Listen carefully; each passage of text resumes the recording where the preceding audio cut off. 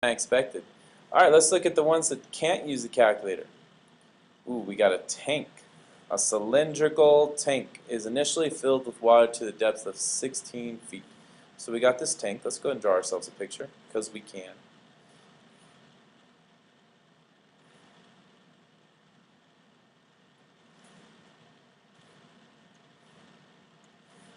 We got sides to the tank. It's not exactly square, but that's okay. And this tank has water in it. I guess the water should be colored blue.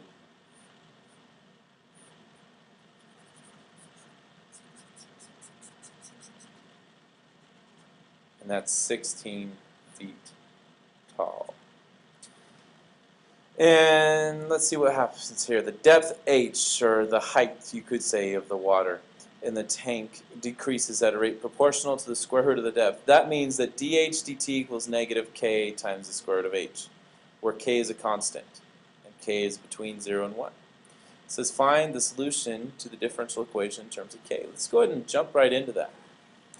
So it's saying solve this differential equation here. If we have dh dt equals negative k times square root of h. I'm going to move the h to the other side. That would give me dh over square root of h equals negative k times dt. Now if I want to integrate both sides, it would probably be helpful if this h was a power and in a numerator. So h is the negative 1/2 times dh equals negative k times dt. So I'm going to integrate both sides here. That tells me that h to the 1/2 over 1/2 equals negative k t plus c. Another way of looking at that, 2 square root h equals negative k plus c. Now some more information here that it's kind of in there, but we don't even think of it as that important. It says it's initially filled with 16 feet. So that means when t equals 0, h equals 16. That's going to help us solve for this constant c. That initial value is often what we need in order to solve for that constant. So 2 times the square root of 16 equals negative k plus the constant negative kt, pardon me. This should have a t on there. And that's going to be 0. Negative k times 0 plus c. Well, that's 2 times 4 equals c, because this part right here is going to go to 0. So 8 equals c. So if I were to rewrite this piece here with the 2 square root h and all that, but fill in the c with 8, I would have 2 square root h equals negative kt plus 8. Now what I need to do is kind of unwrap that h. So if I divide both sides by 2, then I'd have negative kt plus 8, all this divided by 2, equals square root of h. So that means h equals all of that squared. Negative kt plus 8 divided by 2, all of this squared. That's kind of crazy there. Alright, let's see what the next one is asking me. After the valve is open, the water falls to a depth of 12.25 feet in 8 hours. So that means h equals 12.25 and t equals 8. Find the value of k. Well, we know that h equals, we got negative k times t plus 8 divided by 2, and we got all this squared. So if we fill in the pieces that we have, that means we got 12.25 equals. And on this side we have negative k times t, which is 8, plus 8. And we got that divided by 2 and squared. So first thing that I'm looking at, I'm going to square root both sides. So I'd have square root of 12.25 equals, and we have negative k times 8 plus 8, and then divided by 2. So I'm going to multiply both sides by 2 now, get rid of these 2's. And I'm going to add 8 and divide by 8. So we got 2 times square root of 12.25 plus, not plus, we got minus 8. If I move that 8 over to the other side, this 8 right here. Minus 8. Then we have equals negative 8 times k. So we have to take all this and divide by negative 8. So we have 2 times the square root 12.25 minus 8 divided by negative 8 equals k. Do I need to simplify that? No, I don't, because it's an FRQ. I'm just going to leave that. I'm probably actually going to come back to it and use it later. Part C. How many hours after the valve was first opened will the tank be completely empty? All right, this is where it gets a little bit weird, because I might need to use that K value. In other words, I'm trying to figure out how long does it take to drain the volume of 12 feet, not 12, 16 feet of water. Well, let's see if we can figure that out, because the accumulated volume, the accumulation of something, is going to be equal to the integral from the start to the finish of the rate. Now the rate we actually have right here. It's negative k times the square root of h. Now that's kind of interesting, because if I know that the square root of h equals, and then over here what do we have? It was negative 2. Let's go back and take a look at it. It was negative kt plus 8 all divided by 2. Negative kt plus 8, all of that divided by 2. And what I'm trying to do is integrate dh dt from time equals 0 to I don't know when. So that means that I would integrate, let's see, what do we have here? This would be negative k times the square root of h. So it's going to be negative k times negative kt plus 8 all divided by 2. The integral from 0 to whenever, we don't know. But we know that this has to equal 16. So let's kind of simplify this a little bit. I'm going to distribute this k and see what happens. We'd have k squared t plus, or minus, pardon me. That'd be over 2 minus 4 if I were to simplify this. And we're going to integrate this from 0 to some point that we don't know, and that's going to be equal to 16. So if I were to, now I don't have to write the k in there. Why don't I? Because I solved it elsewhere, and I don't have to keep rewriting that big sloppy number, whatever it is. So if I were to integrate this in terms of t, because this is dt here, then we are going to need to integrate, we got t squared over 2, so this is going to become k squared, which is just a constant, times t squared. Instead of over 2, now it's over 4, because we have this 2 also in the denominator, minus 4t from t equals 0 to b, and that's going to be equal to 16. Then that means that we'll have k squared b squared over 4 minus 4b, and if I plug in 0, that just gives me 0 for both terms, so I don't need it, equals 16. So now I need to solve this and figure out when does that equal 16. Well, I don't know what k is, but I can solve this in terms of b. So then I'm going to have k squared over 4 minus 4b minus 16 equals 0. Now I'm thinking, maybe I can factor this. Well, let's pull out the 4, see if we can maybe complete the square or something. If I pull out 1/4, that means I'm going to have k squared, k squared b squared. You know what? Let's do this a little bit simpler. Not a lot simpler, just a little bit simpler. I have k squared b squared over 4 here. This part, k squared over 4, that represents the first term, the first coefficient. Negative 4 is the second, and negative 16 is the third. So I know that b is going to equal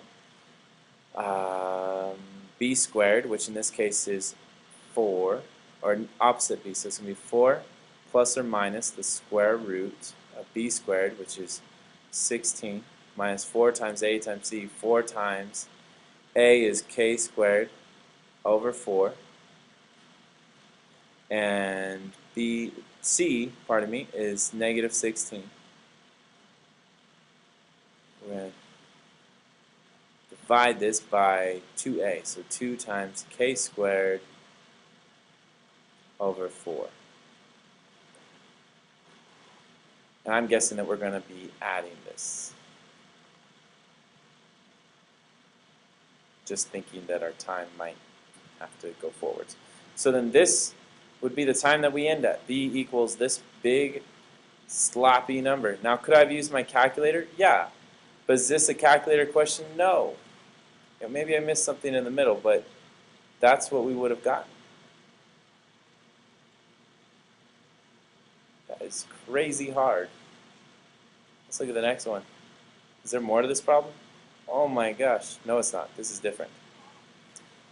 Alright, we have a graph, y equals 4x minus x cubed, and a chord, a to b. That's really just a line segment. Find the x and y coordinates of the point in the curve where the tangent line is parallel to the chord. Parallel, ooh, that's interesting. That's going to be same slope. And when they slope, the average slope over a certain amount of time equals the instant slope. That's mean value theorem. So that's really what we're talking there. Writing the expression without absolute value for the vertical distance. Vertical distance is really just top minus bottom. We've done that a whole lot all year long. V, between the curve and the chord AB for 0 to 3. 0 to 3 is the interval that we're really interested in. Find the maximum vertical distance between the curve and the chord AB from 0 to 3. Well, let's see how this goes. So first we start with what we're looking at here. Let's see if we can get an idea of the actual picture. So we have an x and y axis. This probably goes actually pretty low. And the y-axis, we'll do the x and y-axis here in blue. I know that this first curve, this is 4x minus x cubed. That's going to equal 0 if I factor out an x. It's going to leave me with 4 minus x squared. So I'm going to hit 0 at 2 and at 0. What I'm interested in is, what if I plug in 1? Is that going to be down here or up there? Well, let's see. If I plug in 1, that's going to be 4 minus 1 cubed. That's actually a positive 3. So 1, 2, 3. 2, 1. Go even higher, a little bit higher. 3. So here's my curve going up. And then it comes back down. So then we have this chord that starts at negative 3 all the way up at 15 to 3, negative 15. So that's actually probably a lot bigger than we were thinking. Let's kind of give ourselves some more space here. You guys can leave your graph. You just need some extra space to draw even more stuff on top and bottom of it. So now if I have my curve black, I'll go super tall here. And this, our curve looks like it's going to be more kind of like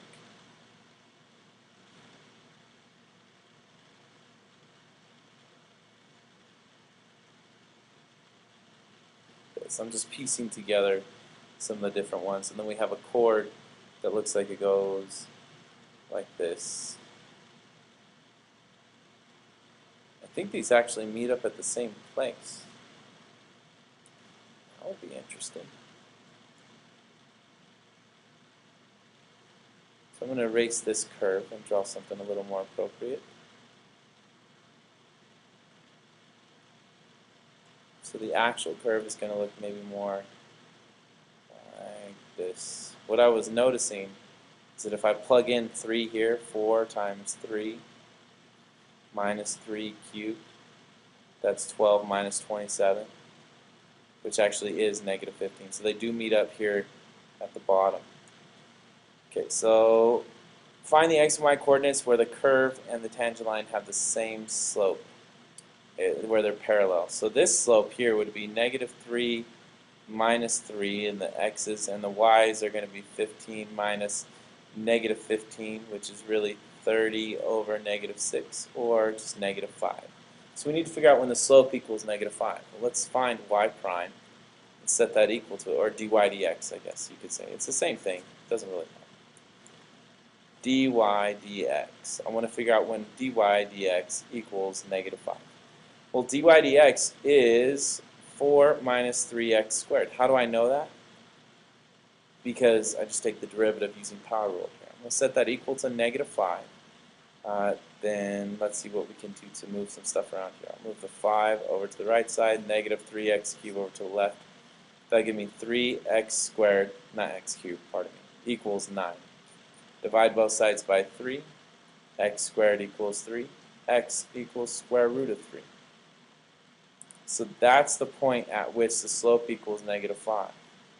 So at x equals square root of 3.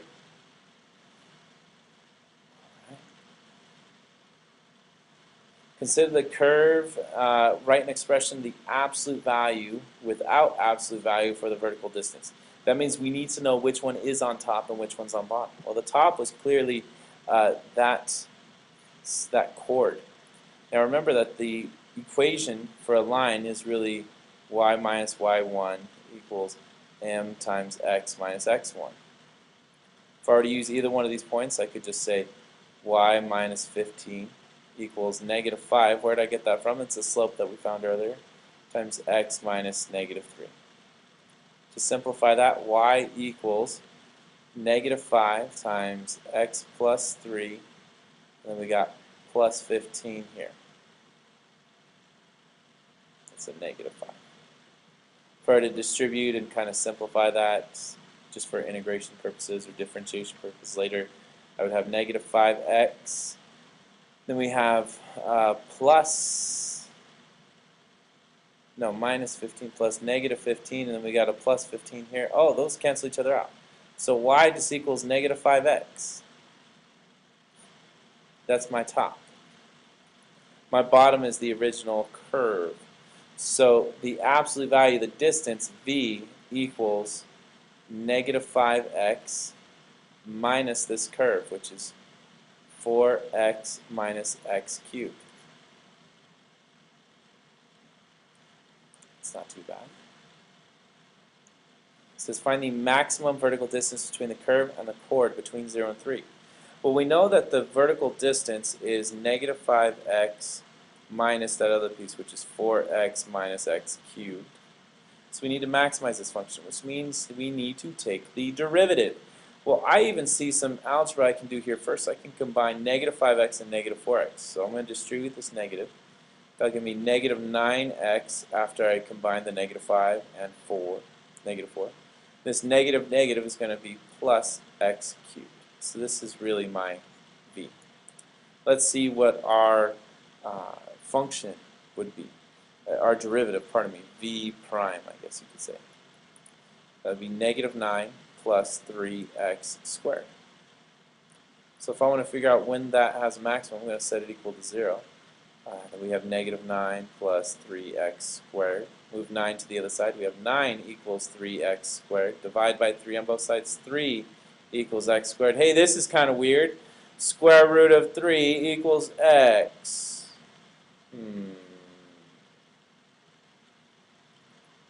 Same answer.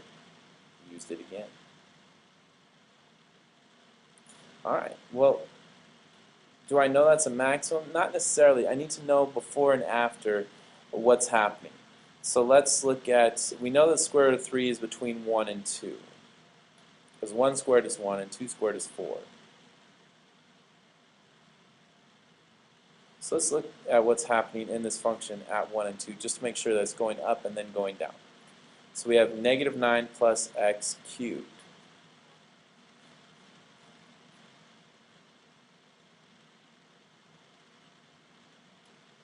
Negative 9 plus x cubed is our vertical distance.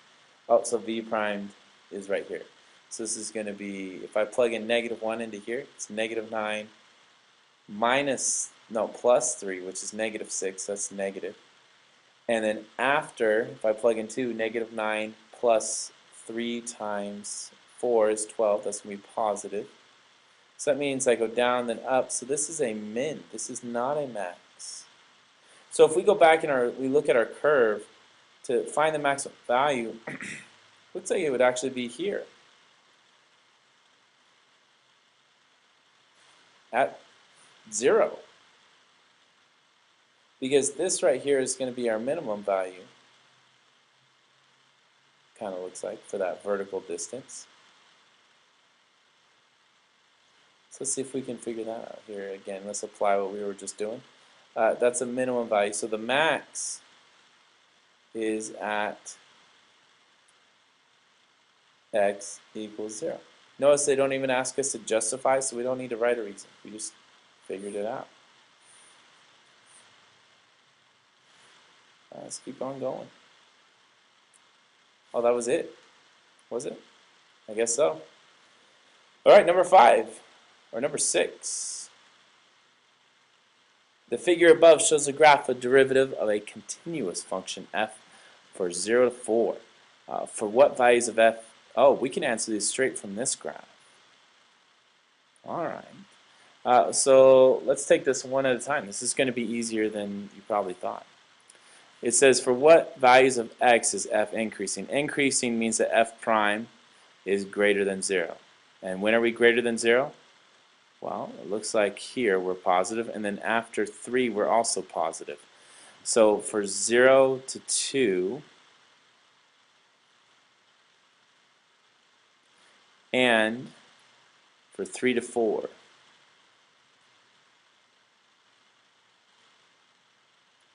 f is increasing because f prime, the derivative, is positive. That was easy. Part B, when is there a relative min? Well, a relative min is when we change sign going from negative to positive. So we have to be negative before and positive after. And I only see that happen once here, but we're negative before and positive after. So at x equals 3.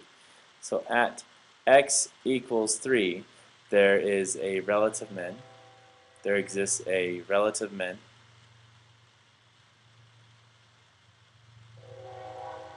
Because f prime changes from negative to positive. This is a very easy question. We like this one. For what values of x does f have a relative maximum value? So that means we got to change from positive to negative. Okay, well let's see when that happens. It's not happening here, but does it happen here? We're positive before 2 and we're negative after. And we're wondering, so what's going on here? We have a slope of about 2 that we kind of flatten out at. So we have a slope about 2, but then after we are immediately negative 1. So this big sharp jump is actually going to be a sharp corner, which does tell us that we do hit a max. This is a max value. And since this is a continuous function, we know that this is going to be a maximum value, a relative max. So there is a relative max at x equals 2 because f prime changes from positive to negative. See what the last question is here. It says if f of 1 equals 1, use your parts in answers of part A, B, and C to sketch the graph from 1 to 4. All right, well, let's get ourselves some graph paper. Actually, I have a way to do it here. Visible. Boom, look at that. I need the grid to be on top. Grid on top. There we go. Okay, so I'm going to give myself some graph paper. Here's my x-axis, and here's my y-axis. And we'll use blue for the curve. So my slope is positive to start. So I start at 1 and I have a positive slope. So I'm going up and pretty fast, and then it slows down a little bit, and then at 1 my slope is pretty much close to 2. And then at 2 it just kind of stays there. So that's about where I'm at. So it would actually be a little bit higher than that. It'd probably be more like this.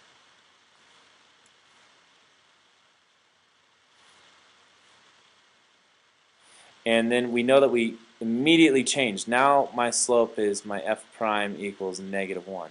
So now it's going to be a slope of -1. But then it starts to work its way back up, because at 3, by the time that I get to 3, I'm already flattened out and coming back up. But it looks like I only moved just as much as I did before. I don't go any higher. I'm just back to the same spot, because see how this negative and this positive are pretty symmetric? That means that movement between these two places are kind of balanced, where the negative and positive cancel each other out. So that means this negative and this positive cancel each other out, and we're back to where we were before that change started. So that would be the original function. That's it. I got a relative max at 2, a min at 3, and I'm increasing here and then after, and I'm decreasing in between.